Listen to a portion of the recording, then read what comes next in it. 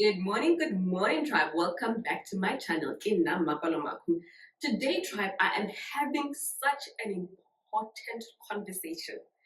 And I hope by the end of this conversation, there's something that you can take away from this conversation and help you navigate the world of work, because hey, it's tricky out there. It's be easy. Right? And to help me have this conversation, I have invited Boniwe Dunster. She is a HR specialist and she has so much information. I was on her social media stalking her. I was like, things were just blowing my mind. And I think it's still important even if you do not work in corporate. I myself, I work for myself, there were things that I was learning because you do work with people eventually, right? So thank you so much for joining and making the time to come and have this conversation with me. Thank you for having me. It's only a pleasure. Thank you so much. All right, so let's get right into it. What should you include in your CV? What information is critical for you to include in your CV? Sure. What's important in your CV is your background in terms of your experience. Your qualifications are important. Your references sometimes, but you actually also need to get their permission to actually put those references out there. And your contact details are very important. No need for your age or gender or race, because those sometimes can be very discriminatory. So put the information that will make the recruiter get in touch with you, and enough information that they can assess from a piece of paper that your qualifications and background are suitable for the role. So you just said something that I had no cooking clue about. References. That you have to tell the person that you are going to put them as a reference. But I always find it tricky with references. So let's say this is your first job and you've been working maybe for a year and you want to make a move. And the only other reference that you have is this person you're working with. Sure. How do you navigate that? I think it's important for one to build relationships in the workspace or in the community, so that they can use those people as part of their references. The reason I'm saying that it's difficult for one to put their current employer or manager as a reference, because they will know that you're on the yes. If you don't get the position, then there is animosity and they start doubting your commitment. So within a work environment, other people that you're working with on projects, people that you've identified as mentors, as coaches, those people can also be, your referees.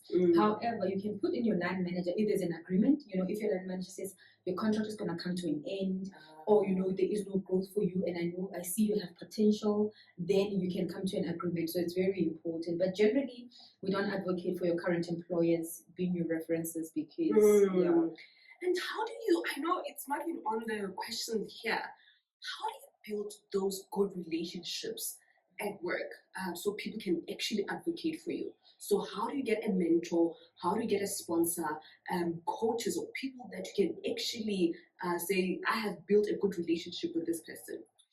So what is important is for you to actually first understand yourself. We call self-awareness. So be true to yourself around what your strengths are, what your developmental areas are, and what you want to be known for. So that's how you can create a brand for yourself. But if you are still growing in your career, obviously the best way for you to be known is around delivery, curiosity, showing up, always showing raising up, your hand. So incorporate those are very important.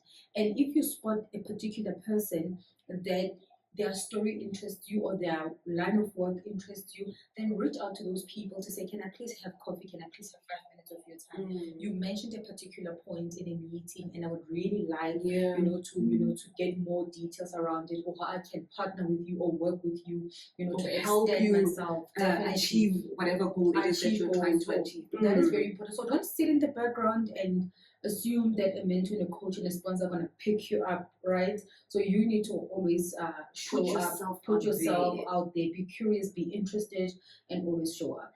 And what if you're an introvert?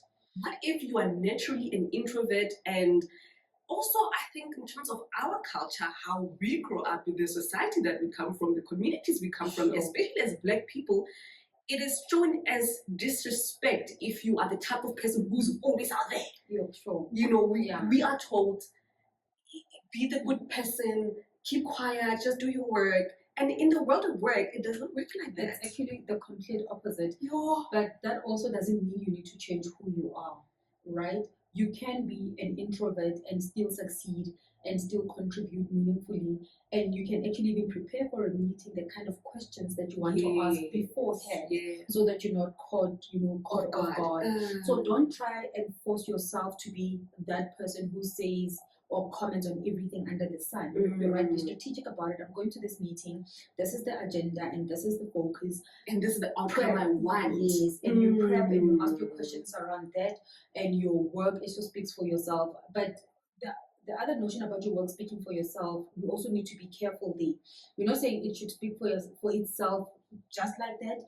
You also need to advocate for that work with the right people. And say, hey, this is what I've done, this is what I've done, this is what I've achieved. Yes, and that doesn't need you to be loud. That does not require you to be an extrovert. And it's such an important thing, because when it comes to work, sometimes I think, especially for women, self-promotion is not a big thing for us. No. You know, we want our work to speak for itself, and yet the workplace requires you to make the important people, decision makers, know that, hey, I'm capable. This is what I'm doing. This is what I've achieved. So it's important for you to speak of your work when you're having conversations with decision makers or people that would influence certain decisions, right? Yeah. So if they're talking about a particular project that you've delivered on, you're not going to sit around there and listen how good this project is, but you're also going to say, this is what I was thinking when I put this in place. This is what I really wanted to achieve, and I see I'm getting the conversation going around this particular topic, because someone will see this good work and they'll just run with the good work, but not knowing who is behind the good work. So it's very important to make sure that you self-promote, yourself, and you do it also ethically as well. And then you actually engage with the right people and also get to understand the environment that you work with, the culture, and the processes and how they work, so that you are able to navigate them. But you're not going to just sit back and your good work is not going to speak for itself. Somebody needs to have a mouth for that piece of work. Yeah. And I love what you're saying also, that you do not have to change who you are. If you are an introvert, you can succeed as an introvert. I'll give you an example. I remember when I started Women in Finance, and there were other couple of ladies. I remember one of my friends said, you're doing such good work, and you just need someone who's louder. Someone who's just more out there. I said, I would never change myself to get more likes. The work shall speak for itself, and I know I'm building long term. So you really do not have to change yourself. And the reason for that is purely because if you change yourself, you're not going to be able to maintain it. At some point, your natural self will show up, and you're going to get tired. Right? So authenticity is very important. It's such a big thing. It is such a big thing. And sometimes you'll realize in your own authenticity, that's where more opportunities come. Definitely, because people know that you can be trusted. Yeah. You are a person of your word. The quality of the work that you actually get to deliver on, it's never in question. And that actually goes to as far as having to build a brand. What are you going to be known for? And how do you do that in the workplace? How do you build a brand? Because I think sometimes we have the misconception that brands are for people who are on social media, call themselves influencers or whatever it is. You actually can build a brand for yourself in the workplace. How do you start putting that brand together? I think it also goes around, like I said, a starting point is understanding who you are and what you want to be known for. Yes. And once you get to understand that, you also get to identify opportunities that are in line, or opportunities that are actually in line with what you want to achieve. And also also trying to socialize with the people that can actually help you unleash that, because oftentimes we have potential, right, but we just need the right opportunities to unleash our potential. Right. And if you're saying, I'm actually maybe into data analytics, and you see whatever that you guys are doing, it's operational and it's transactional. You can say, you know what, I know how to put this in numbers. Can I get the information, and can I produce it for you? And people will start taking your interest. Always be alert and be on the lookout in terms of where can I seize an opportunity that will actually create a platform for me to showcase what I have. It's such an And the thing is, I think when you are in the world of work, you do these things unconsciously. I remember when I was working, everyone knew. So for some reason, everyone who got to know me knew that I wanted to write books. They knew that I wanted to teach personal finance. People would even send me articles like, "Oh, did you look at? There's a lady called Maya Fisher Friend. She does something similar that you want to do. Check it out." You know, people were constantly communicating with me what I unconsciously communicated. Definitely, and that's how it works. It needs to be known in terms of what you want and in terms of what you stand for. Yes. So that the right opportunities can find you or you can find them. Yes. But if you are silent about what you want to venture into, no one will ever sponsor that or support that in absence of the information. So I might not be where I want to be now, but you need to start talking about, in the next 5 to 10 years, or ultimately, if I'm to leave here, this is what I want to be known for. This is what the kind of work I want to do. And where you are, it could be a building block to get you there. Because even for you to actually say, I need to, to teach people about finances, it's interest, but you need to actually educate yourself. You need to actually understand and all of those. But ultimately, you are here. Yeah. Right? But it's not an overnight thing. No, and that is very absolutely important. Absolutely Make it known. not. And it's the same as when you have your conversation with your line manager around, promoting yourself or, getting ready to get promoted to the next level. In your conversation during your performance management review or your personal development plan conversation, be clear. The reason I want to do this certification is purely because this is where I want to get to. The reason I want to shadow that particular person in the team is because I want to get more experience in this particular, technical aspect of the job. Yes. And they can only allow you that opportunity if you have verbalized it. So if you keep it to yourself, no one is going to read your mind. Absolutely. Having those conversations is very important. I just want to take it back because I can see now we are in the conversation, we are in the workplace. Before we get into the workplace, so through the interview process, one of the questions people like to ask, why should I hire you?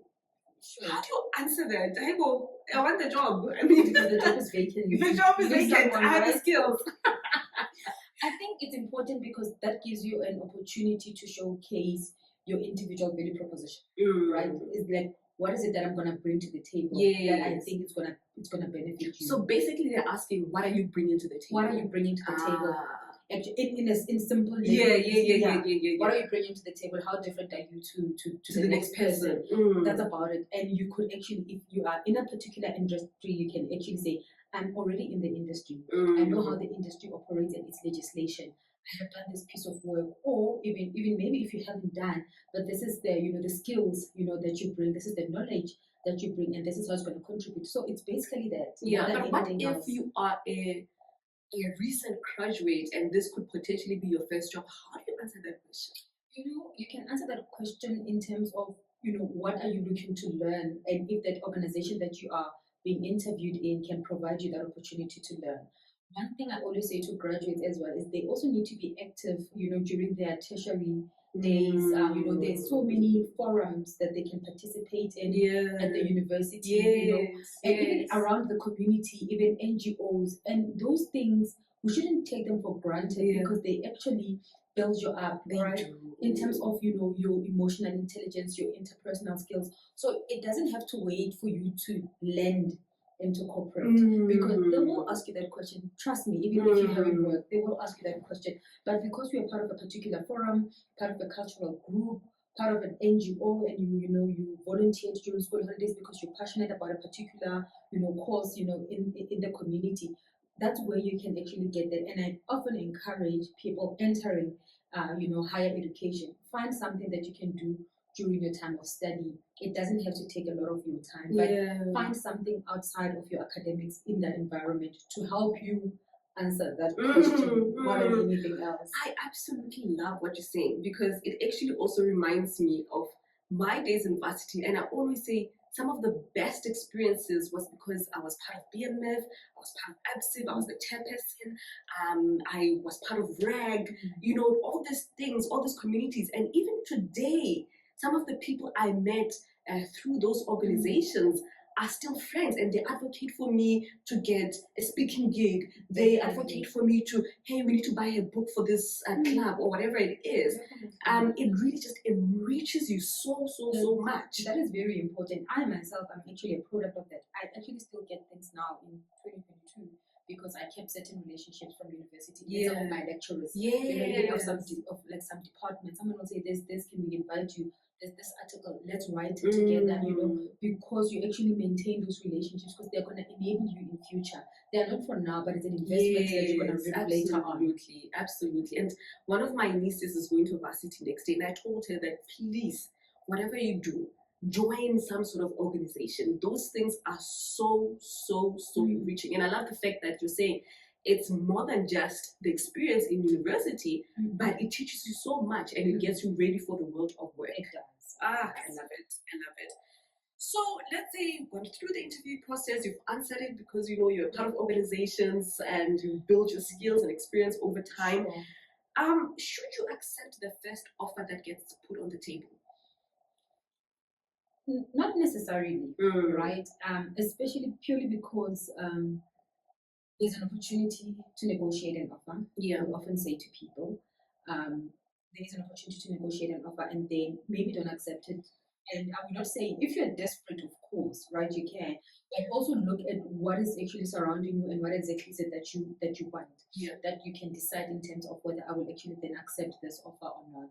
Sometimes look if there is an opportunity for you to negotiate your offer, probably to earn more, rather than just getting the first offer that accepting the first offer that you receive. That is very important. However, if you're an entry level employee, like a graduate, sometimes it becomes very difficult. Yeah. Because you find that with graduate programs, interns or learnership, there's actually a stipend or a fixed budget for that, and it honestly doesn't really allow room for you to negotiate anything else. And in that instance, yes, maybe you can then accept the first offer for you to get your foot in for that particular period, whether it's 12 months or 20 or 24 months, right? And but you have multiple offers that you are waiting for, maybe you can give it a day or two to see if anything comes through to actually compare in terms of what will give me the best exposure, what will actually progress my career. Like apply your mind, right? Even if it's not the only offer that you're waiting for, but go through it and apply your mind to the offer when accepting. And when you do get that offer, should you feel like it's something you need to sign today, or are there a couple of days that you're given just to think about it and think about your future plans and see if it's aligned? Sure. Most often, organizations will give you time to think about your offer. They will say, if you do not respond by this particular date, they will give you like 3 days, a week to 2 weeks, sometimes depending. If they are under pressure or there's poor planning on the side of the recruiters or the company, which does happen then sometimes. you get the offer on the 31st for you to resign on the 31st or on the 1st to save your notice, which should not actually be the case because it doesn't really give great candidate experience. But often they will give you a number of days for you to really apply your mind. Some of them, they don't just give you a 2-pager offer letter, but then they give you a whole contract, right? Which is like 10, 15 pages that you want to familiarize yourself.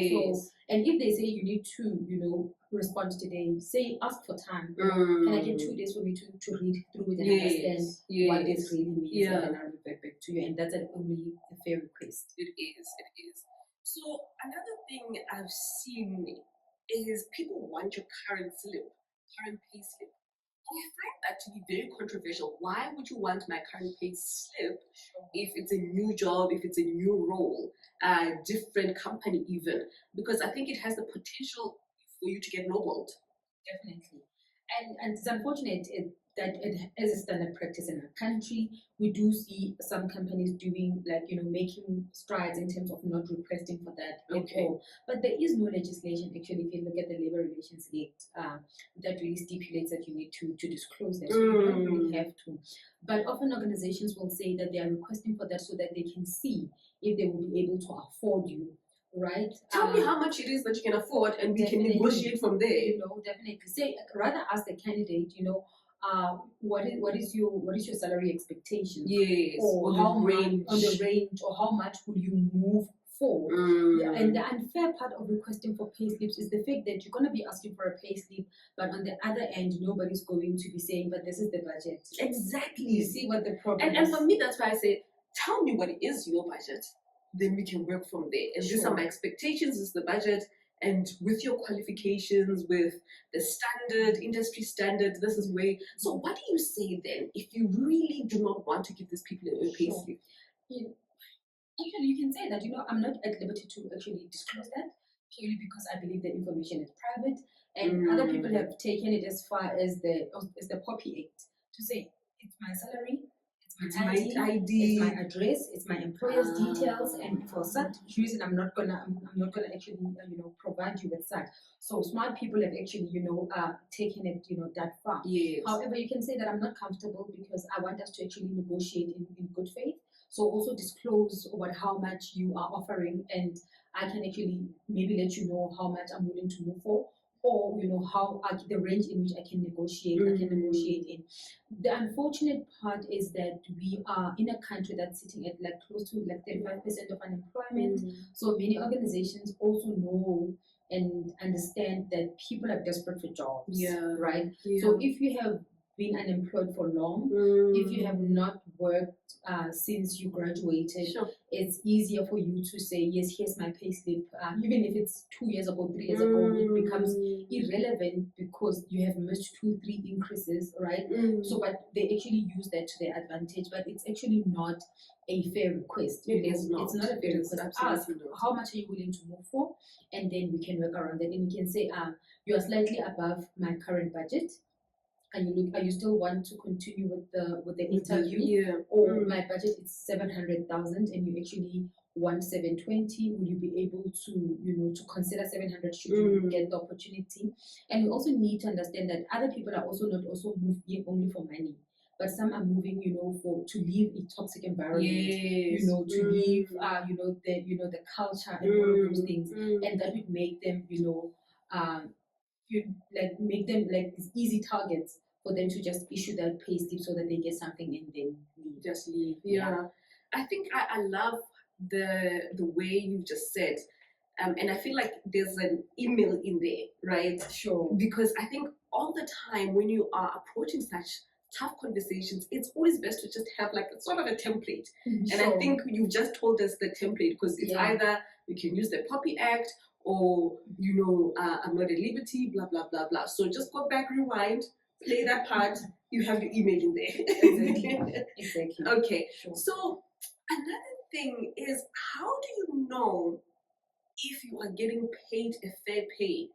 If, let's say, you have there's 10 of you in this department and you are just you have the same amount of years of experience and you deliver, how do you know you're actually getting paid a fair amount? When I think it's company policy sometimes not to discuss salary or show each other's pay slips, and also I know people are not comfortable doing that. So how do you actually navigate or know that maybe by mistake you saw someone's pay slip and you realize that John makes 20-30% more than I do, and hey, I know I've been the brains behind so many projects that we have done. That's another pandemic that we really need to work on, because saying that people should not discuss salaries is another way of having to perpetuate past injustices. Yes. And to perpetuate the disparities that we see in pay parities.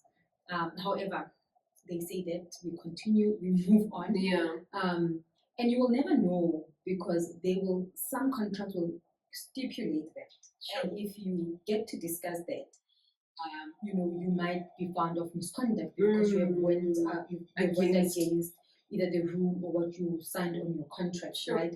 So it becomes very difficult. But another way of having to find out, it's just sometimes having to do your own research, right? And having to engage with people in the same industry, people in the same profession, to say, how much do you think this role can earn? Or sometimes even if you get calls from potential employers, and even if you're not looking for agencies, converse around that to actually try to to understand, and ask your manager, am I being fairly paid? Obviously they're going to say yes, they're going to say yes. And it's actually quite difficult because most companies don't also disclose their pay scales because they are state secret. Why they are, only Lord knows. But you should be in a position, advanced companies would be in a position of saying, if you're at this particular level, This is the the band. range. Yes, you might not get the bands of senior roles or whatever, but this is the band, and then you understand that I'm sitting on the 25th percentile, 50th percentile, or in whatever, But sometimes you'd find that there are also fair justifications in terms of pay parities between colleagues. Yeah. It could go as far as the experience one has, the number of experience they have, the qualifications they have, the complexity of the work or the projects that they actually then work in, and also understanding that if I have moved or changed like employers every 2 to 3 years, and you have been with the same employer for 10 years, I am likely to earn more than you because you find with every move I have made, you have institutional memory also. By staying there forever, you stay there forever, and you also get inflationary increases. But I, moving from company A to B, I get anything between 15 and 25%. After 3 years, I move from B to C, I get another 20%. But you are getting, those inflation 7%. So my moves has actually escalated my earning potential versus you who also stayed, in the same role. And obviously, when I join your company, I'm also not going to be joining to get a 6% adjustment. No, I'm actually going to join to actually get higher. And so those are some of those things that are actually creating the disparities in earnings. And I think it's fair because you've been bold enough to say, okay, let me move from one company to another. But I remember there was a point, I think especially when we started in the workforce, where sort of moving a lot was discouraged. Job hopping. And what is the sentiment around job hopping right now? It's so funny that we actually still hear that term today, right? And you also need to understand people move for different reasons. I might be in the organization and see that there's no growth, so I need to move. I might be in an organization and it might be toxic, and I will move. I might be in Gauteng and actually want to take a job opportunity in Cape Town. I will move. So there's different reasons, and you can also get to understand why people move. But I believe being in a role or in an organization for 2 to 3 years, I think it's fair enough. You can't term a 3-year move as a job hopping.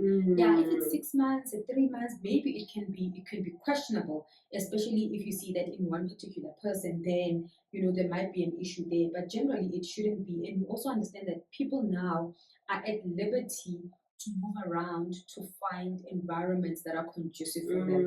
So we're not going to hold it against them, as they are searching for what is better and what is meaningful for their career. Absolutely. And I think more and more people are trying to find meaning as well, not just the paycheck. And I think for me, it's a really wonderful thing to see. Yes. So should you tick all the boxes on the job description before you can apply? And I know a lot of women suffer from this. They will look at 10 things, they'll meet 7 and be like, no, then I'm not qualified enough for this. And it should not be the case. And I think we've all, been there, at some point in our careers. But actually, it shouldn't be the case. So if you're meeting anything between, 60% of the requirements of the role, I think you're in a good position for you to apply for that role. And our male counterparts, they don't do that. They don't wait. They look at it like, this is me. No, this I can do. This I can do. This I can. I love their confidence. The confidence. Yes. They march into those interviews with confidence. They march into those boardrooms with confidence. And while we're saying, I need to be perfect, forgetting that perfect does not exist. So hence I said, if you meet 60% or so of the minimum requirements, I think you're good to go. And the reason I'm saying that is that there's no one in a role that would be a perfect fit. And hence you would sometimes hear the notion of, we hire for potential, and then you have potential. And if you're looking for someone to grow with you, there needs to be a room for you to be able to develop that particular person. And many things you will actually learn on the go. You see this person has the potential, given the right, mentoring, given the right coaching and a conducive environment, they can actually do this. But also hiring managers should also allow themselves to play that part. And what we find nowadays is that some of them, they'll tell you that I don't have time to teach someone. But unfortunately, that is your role as your line manager, to teach and to coach and to mentor. For you to deliver, make sure that this person is upskilled. Definitely, and for you to deliver through people. So you don't have to meet all those requirements. Just see what is it that you can do there. acknowledge what your developmental gaps are within that profile and how you can be able to bridge that gap. And that should be enough for you to actually put your application. Yeah, just go for it. So now you're working. When should you ask for a raise? And how would you go about doing that? Maybe this might be a question for Pemze. Take notes. Email. So I think, to be honest, there isn't really a perfect time, but maybe where it is possible is like if you have been in a position for long enough and you haven't received an adjustment, or if you are going through a performance review, and you're saying to your manager to say, this is what I've achieved and I've actually exceeded what my expectations were, and I would actually be looking to getting a more substantive increase rather than just the normal inflationary increase, right? So that is another thing. And then if you have also delivered on key projects, strategic projects, or projects that have actually shifted a number of things and you can see the results, it also gives you a good opportunity for you to request for that adjustment, also as an acknowledgement of what you have done. Another would be if you have been working and have also been studying, right? And then now you have achieved this qualification, which was actually a requirement, but you didn't have it at that point in time, but they've actually decided to give you an opportunity. And now that you have this qualification, and this qualification is actually going to boost your performance, then it's another opportunity for you to request for that increase. So there is multiple opportunities to ask, but one thing I can tell you is that there's never a right time. So you just have to be ready, brave it out, but also make sure that when you're going to ask, you don't say, I need an increase. For what reason? You have to back it up. So provide your reasons why. Provide the evidence to support your ask, to support what you've delivered, to support what you're asking for. What are the matrix? What has shifted, so that it makes the conversation more meaningful, and the person that you're asking for can also get to pay attention and think about it. Absolutely. And I think what you're raising is so important, that with every milestone achieved, with every step, whatever you've ticked off the box in terms of projects, have like a little book of your achievements as well, because I think sometimes it's so easy to just move from one achievement to the next without really taking a moment to say, oh, okay, because that is the conversation starter. Definitely. So be aware, and also it's just a motivational thing for yourself when on the days that you're not feeling great about work, just to look at all the achievements that and the strides that you've made in the past couple of months. It's very important, because if you don't do that, and I also learned that sometime late in my career, if you don't do that, you achieve certain things beginning of the performance year, mid-performance year. At the end of the performance year, sometimes you've forgotten because you've moved on. Or you get rated by a new line manager. The other line manager has moved on, right? So it's very important for you to keep on, keep the track and the evidence, so that when you're having that conversation, which is important, you're able to provide your portfolio of evidence and actually substantiate, and have a meaningful conversation. Yes, no, that is brilliant. All right, so if you are denied the salary increase, because it can happen, right? It's very possible. Even with all the evidence and whatever it is, what should you do next? I think it's important to understand why it was not granted, why it was declined. I think that is very important. The why.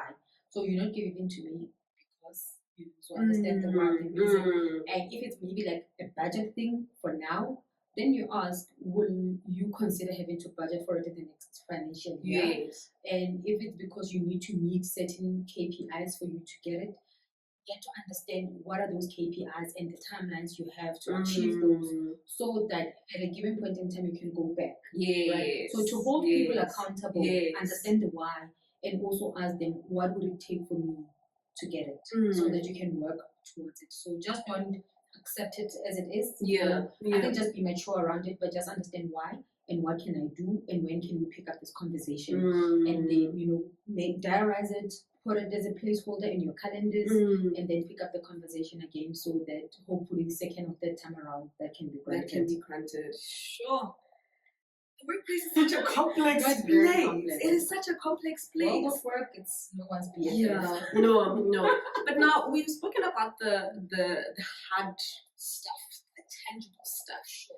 Now let's get to the humanness of people in the workplace.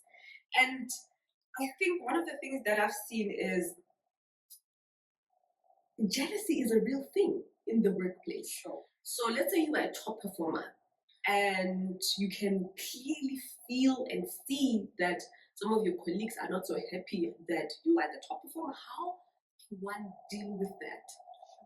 That's a very difficult one, honestly, because it's a personality thing, right? I'm not about to change your jealousy trait, like who am I, right?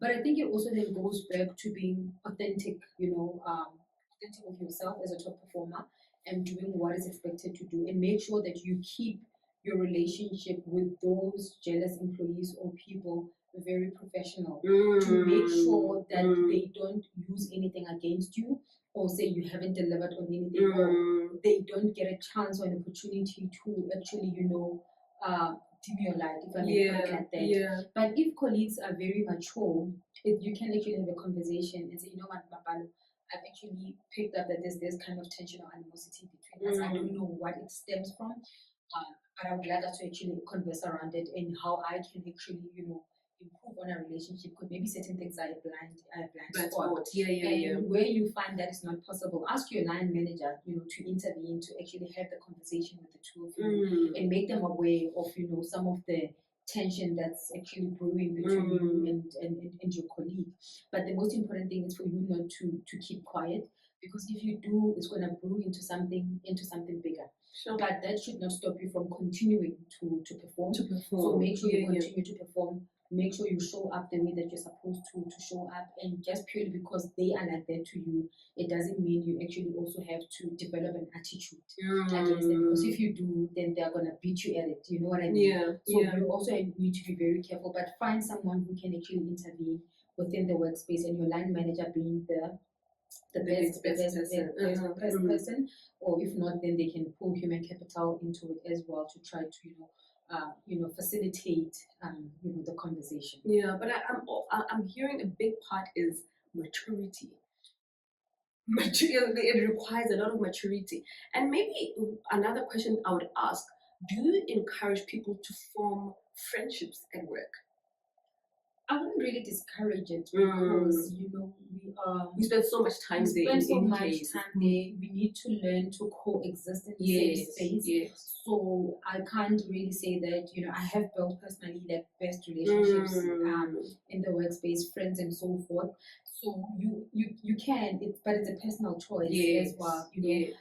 But purely if you don't believe that you can have relationships at work or friendships at work, it doesn't mean then you need to actually be nasty to your colleagues, because at the end of the day, you need to build relationships, you need to build network, you need to build a circle of people that are going to be helping you. You need feedback from people. Absolutely. You need support from other departments for you to deliver on certain projects. And relationships, sometimes, to be honest, they actually help us deliver some of the things that we need to deliver. The fact that you've built a relationship, I know and I'll probably bring it home to HR, because I've been in HR for the longest time. For me to be able to do well, I need to have a good relationship with payroll. So even if I bring a late appointment, but because they know my work ethic and I'm actually, have a good relationship with them, they can actually, help me. I need to build good relationship with security, so that when I need to create or an access card for someone, they can actually help me. I don't have the power to generate an access card. I don't have power to appoint someone on payroll for them to get a staff code. I need someone. So we all need each other. You need people. So there's no way. No man is an island. No man is an island. So those relationships are good. So for you to be able to succeed, and if it happens that they succeed outside the premises of your employer, then that's good. That's good good as well. Yeah. Now let's talk about a big one: a toxic work environment. This could either be your line manager, this could be colleagues, sometimes even bullying. And in the workplace, that must be heartbreaking. Sure. I think that's one topic that's very close to my heart when it comes to workplace bullying, because it's one thing that can crash you as a person, that can crash people. We've seen people, leaving corporates, and there's no return in terms Sure. of their confidence, right? Sure. And this Sure. actually continues in corporates, especially if they don't take a stand against it. Yeah. It goes as far as, you know, sometimes your line manager or people in your team, you know, having cliques and you are not part of the clique. People having WhatsApp groups and you're not part of the WhatsApp group. A team going out for, you know, for lunch or drinks Friday evening and you're not the only one. You find sometimes you even get you know, half the information for you to do your work. to do your work Sure. because your line manager, you know, either doesn't like you, wants to set you up for failure, or even your colleagues, because sometimes bullying is not only upwards, it can be lateral, it can actually be downwards as well. You know, it's such things whereby you are constantly being given more workload than the others, and everybody's having a free time, and you're asking yourself, how are they managing? And I am, you know, I am not.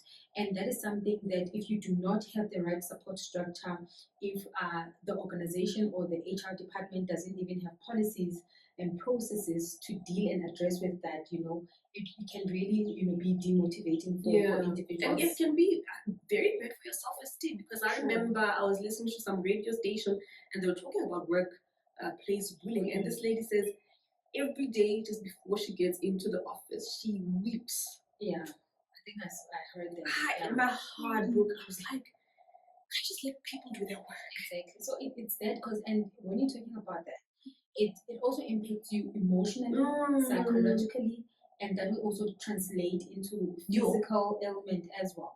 And it also, there's a ripple effect. It will impact how you show up at work, your work, how you show up at home, how you show up in you know, in the community as well. Nasty, so I think it's very important for us to actually understand that we are all here to work. We're all here to earn a salary. We're all here to build your careers, and you can't build your career on someone's expense. And I think that's very important in South Africa. And I believe that we're not really doing we're not doing a lot when it comes to workplace bullying. We talk about it, but I believe we still have a long way to go. I think in terms of policies, in terms of no tolerance.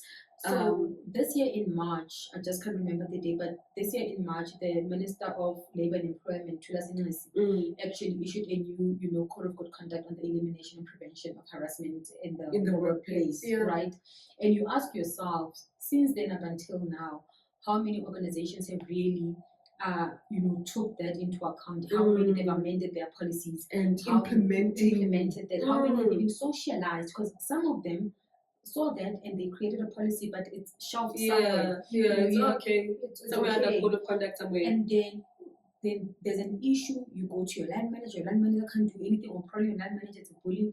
You go to HR says, that one is a difficult one, you know, I can't really She's like that, or he's like that. You know, you just need to deal with it. We all know that so and so is like that, you know. So there's a lot that needs to be done. I've seen countries that have at a national level where the country and the government and corporates have literally went out to socialize around this, to speak about it. You know, there's workshops, you know, training around it, because it's very close to them to actually get rid of that. And with us, in March it got out. We spoke about it. We did some videos. We uploaded stuff.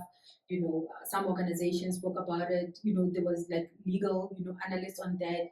But like when and how, you know, I'm yet to hear from the minister, you know, to say what has happened between March and now, what has been the challenges, who has really approached the minister to review certain things, or who has invited people in their organizations to talk about bullying. So that is a very, it cuts deeper than anything else. Sure, because I can imagine the psychological impact of being a cruel person. I remember one person was saying, you know, this person just tells me I'm stupid.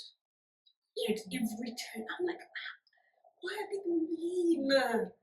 And how do you deal with that though? How can you potentially deal with that? Because I can imagine your self-esteem just takes a complete knock.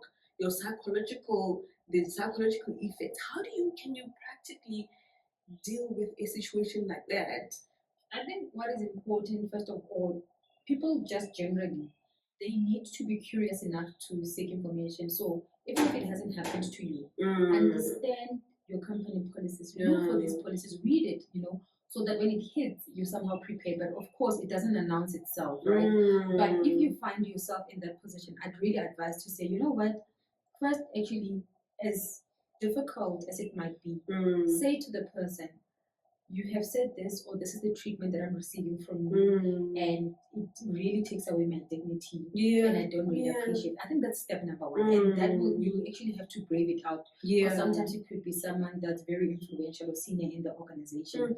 But secondly, follow that up on email to indicate that you've actually informed that person. Have it in writing. Very important. Hi, so and so. Thank you for actually meeting with me. As indicated, this is how I feel, and I would actually like us to actually work differently, or I would not appreciate you using such words or screaming at me and whatever.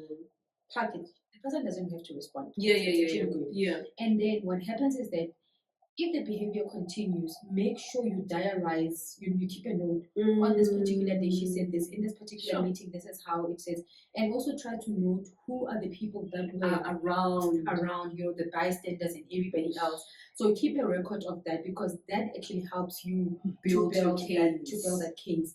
Make sure you also inform HR as well, whether they do something or they don't. Inform them, and it's important for you to actually inform them on email as well, so that nobody can come back and say that you didn't inform them. And then at some point you say, you know what, this has been continuing. This is what I need to actually have a case against this person. It goes against the company policy. If your company policy doesn't have it, the code of good practice around that, it's actually good enough, right? So legally, they're not allowed to bully you. So you actually do that. And if HR is not helping you, or your line manager is not helping you, if you're working in a unionized environment, hopefully that your union is strong enough to stand through that. Take it to your union. If your union does not help you, go to the CCMA or the bargaining council. So the CCMA actually will assist you. People often assume that the CCMA is only for dismissed people. You need to be dismissed to go to the CCMA. No, you go to the CCMA at any given point in time of your working relationship. There's unfair labor practices, unfair discrimination, all of those things. You can take them to the CCMA while you are still employed, right? Obviously, there might be like fears of victimization, which is very highly possible. They might want to get rid of you and stuff like that. But you just need to actually brave it out. If not for yourself, it's for others that comes behind you, because somebody has to take a stand. Unfortunately, it's emotionally draining thinking about it, but unfortunately, that's how. And also for your own dignity as a person, that you cannot treat me like this. Yeah, unfortunately. All right, so we are almost at the end. The last two questions. Tips on how to deal with imposter syndrome in the workplace. It's a big one. That's actually a big one, and most people really suffer from it. I think how to deal with imposter syndrome in the workplace, it's not easy, but don't be too hard on yourself, and don't try to be a perfectionist, because there's nothing such as being a perfectionist, right? And if you have received good recognition for the work that you have done, celebrate it, because it affirms you and what you're capable of. And any form of recognition that you have, noted, and I like you mentioned that earlier, get a notebook somewhere or on your wall, I got this recognition, I got this email, I got this, whatever that you might have received, so that when you are not feeling well, you can actually go back and read that to remind yourself what you are, what you are capable of, or what you're capable of. And when you receive recognition, accept it, celebrate it, accept it. Don't belittle it. That's nothing. No, it's a big deal. It's a big deal. Thank you. Make a big deal about it as well. And as well, if you're feeling somehow you've got a good relationship with your line manager, talk to them about them, or an employee maybe who's become your friend or colleague, about this is what I've achieved, this is what I'm doing, and speak about it. I think one thing that makes it difficult for us to overcome imposter syndrome is to keep everything to ourselves, right? And if you actually talk about it and another person reflects, they'll tell you, but no, you're on a good track. You've done so well. So accept recognition and celebrate it. Write down your achievements so that they can, boost your morale when you are feeling down. Share your experiences with someone so that you are able to actually then overcome it. And don't be one of those who says, I'm a perfectionist. And I think being a perfectionist is one of the things that will actually breed imposter syndrome. And normally I think perfectionism is really just fear. You are just saying, you know what, I don't think I'm good enough, so I will not put my work out there yet. I'll wait There is no, do it. Because time Do doesn't it. wait, right? You Do know it. that quote, I don't know the exact, but it says Yeah. that our biggest fear is not that we're inadequate. Our biggest fear is that we are powerful beyond measure. It is our light, not our darkness, that most frightens us. Oh, I love it. It's one of my favorite quotes. Definitely. So personally, sometimes when I look at things and I think about that quote, say, not that I can't, I know I'm capable of it, Yeah. but it's my fear, you know, and whatever, because the capability is there, right? And I think that is very important. So every time that you feeling down, guys, please pull down that quote. Just remind yourself. I'll actually even leave it below. I'll write it down for you. Yeah, you're gonna get it there. So please, it's very important. And just continue doing, you know, the best that you can. Don't try to be someone else. Don't try to push yourself beyond points that you know you can't even recognize yourself. You know, eventually, and it's one step at a time. Don't try to be too hard on yourself or to achieve like a lot in a short space of time. And normally good things are achieved over time. Definitely. Okay, the last question. I wish that was the last question because you're wrapping it up so nicely for me. Let's talk about social media. Sure. Should you have your friends and colleagues and everybody on your social media and there you are twerking on a Saturday night, you know? How do you navigate social media and work and everything else? Yeah. That's a very complex one, right? Because I have a life outside of work, you know. So why can I not be seen twerking on my... And we've been talking about being authentic. Yes. Right? Now it sounds like I'm going to deviate from the authenticity part. But life is complex. Life is complex. But I think with social media, have your friends on social media. People that are your true friends, I often believe, right? Don't invite anything that's really, you know, unnecessary. Yeah. And if you don't really trust your colleagues and your employees, or you haven't established the relationship, block them. Don't really have them. She's harsh. She says block. Yeah. I say don't invite it. Like, anywho, she's a nicer person than I. Just block. So I think that's very important, because now you haven't built a relationship with these people. You don't know where you stand with these, with these people. But other people also have open accounts whereby everybody can access it. They're not private and all of those things. But I think also on your social media, it's also very important for you to also monitor your conduct, especially if you're in corporate, right?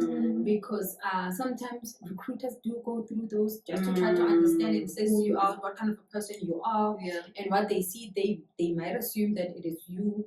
And you will see a lot of people, especially on Twitter, they will have that on their bio to say, you know, they are my visa of my own and not that of the employer or whoever I work with. And that is just a basic of having to cover yourself up. So an employer cannot come and discipline you for something like that. But I think back to authenticity, keep it as authentic as you possibly can.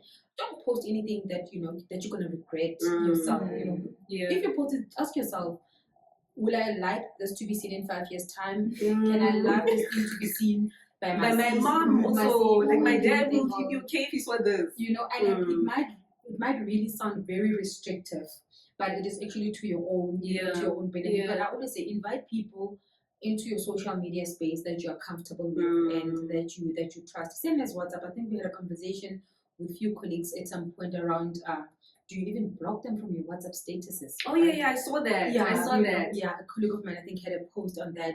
You know, do you block them and stuff like that? Guys, if you're uncomfortable with people and if you haven't established the relationship or the trust and the boundaries, you don't really have to, especially if you know the limit of the relationship. That's very important. So social media is a touch and go, and most companies actually have social media policies. So read that. I know people will not like to read it because it might be like a lengthy 10 document. pages long. You're complicated, you know, but go read it and familiarize yourself with your company's social media policy so that you make sure that you don't land yourself in hot water and lose your job over something very small. No, absolutely. I love that. It has been just a wonderful pleasure talking to you. Thank you. The information that you've provided, it's so sound. So sound. Thank you so much for being here. Thank you for having me. I really appreciate it. It's a pleasure, and I hope someone will actually, you know, grab something there for them to help them navigate their I have no doubt. Okay, so where can people get a hold of you? So people can get hold of me on social media. She has a lot of good videos out there. Yeah. So if you can follow me on Twitter, my handle is at Dunster_Boniwe. On Instagram, I am Boniwe Dunster, your HR specialist. You can find me on LinkedIn, Boniwe Dunster, Facebook, Boniwe Dunster as well, and TikTok as well. It's also Boniwe Dunster. I'll leave her details below, so you can actually find me there. I try to post as much as I possibly can, but you will find some stuff there. So that's where I am. And for SMEs? For SMEs, you can find me on my company website, which is Blue Eagle Human Capital Practice. And then if you access it there, there's also like a button and functionality to actually WhatsApp me to reach out to you. You can also pop me an email from there at info@blueeaglehc.co.za. Thank you so much. Thank you for having me. All right, tribe. I hope you've enjoyed that. Please do like and share, and remember to subscribe. And I have no doubt that you will get so much value from this conversation. See you next time.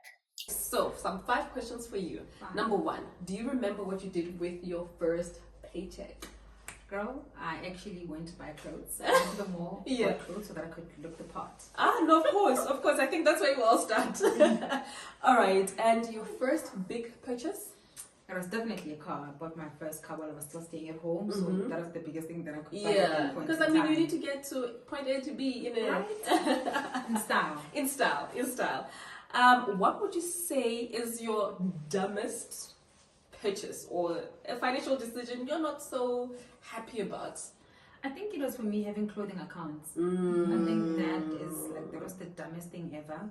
Especially when you're still in tertiary or you haven't found a job, and they actually give you these things and you realize they're literally setting you up for failure. I think that was the dumbest thing. And also having a credit card, at some point there's one why do I really need to? But we learn. Yeah, no, absolutely. All right, the 4th one. What has been your best financial decision so far? See, again, reflecting. Remember that conversation we were having? Maybe to write these things down. Like, hey, I'm actually good with money. Yeah, I'm not good, guys. I can get better. But anyway, I think for me, it was a decision that my mom actually helped me to make. She actually forced me when I started working to actually take some investment with Momentum, and I actually saved money for, I don't know if it was for 5 years or something else. So I think for me that was good because when I actually got the money, it was like a substantial amount of money. I think that's that. And secondly, it's also just trying to buy shares here and there as well, and also investing in the 32 days. I'm lying. No. What is the other one? The tax-free savings account. I think those have actually been good decisions. Even sometimes you think you're broke, but you know that there's money somewhere that will actually come in handy in the future. Priceless. That is priceless. And yay to moms, because they're very smart. Okay, the last question. What would you tell your younger self about money? That you need to be financially savvy at a very young age, and that maybe learning from our parents' mistakes, right? Because I think sometimes you grow up and parents are doing the best to give you the best that they can, but also they make mistakes. So it's very important not to follow in those footsteps. Especially if you don't need to make the same mistakes. You don't have to. And I think for me, I think that's the thing. And save, guys, save. My mom used to also say, save as little as 100 rands, as long as you are consistent in putting away money. It doesn't matter how much the amount, but just save. So and also I think it speaks to building that good habit. Even if it's a small amount, you're building that habit of putting away money. Thank you so much, Bonnie. A pleasure. Just a pleasure. Thank you for having me.